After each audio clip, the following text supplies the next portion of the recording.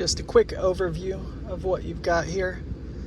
Front and center, you've got Blue Cruise, which, take it or leave it, is the automatic, the hands-free highway driving.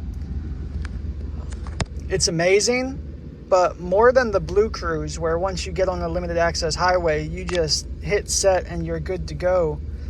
On any road, once you set, you have the option to set a following distance and cut lane centering on, and the truck's going to do 99% of the work from there. I might be preaching to the choir, you might already know this, but if you take your hands off the wheel for 10 or 15 seconds, it'll yell at you. But if you just barely have your hand on the wheel, not only is the vehicle speeding up and slowing down with the traffic, it is actively following the road to the tune of about, I think, 7,000 times a second. It's watching and measuring the distance between that tire and that line, and that tire and that line, and it's keeping that equidistant on both sides. And it's also reading speed limit signs. So, you know, the vehicle's going to handle the maintenance parts of driving. You still have to stay awake and make sure there's not an idiot on the road in front of you, or anything like furniture in the road or an animal. But other than that, other than just making sure the coast is clear, the truck will handle the rest, which makes long trips and commutes so much easier.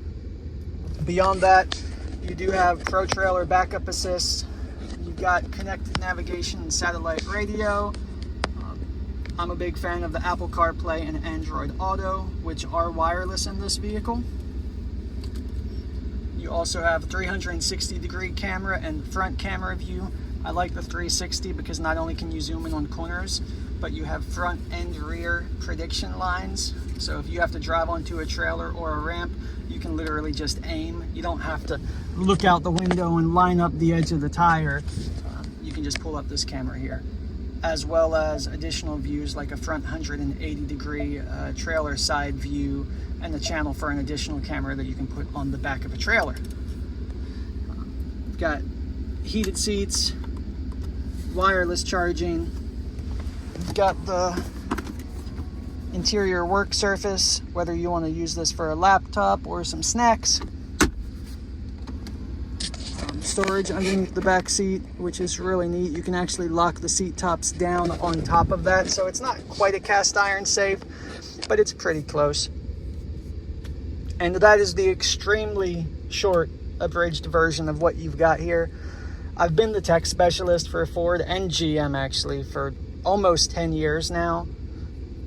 If you have any questions about this vehicle, features, bells and whistles, let me know. I can walk you through it in my sleep. If it's under the hood, or if it has to do with towing capacities or cubic feet of interior space, I'll have to look that up.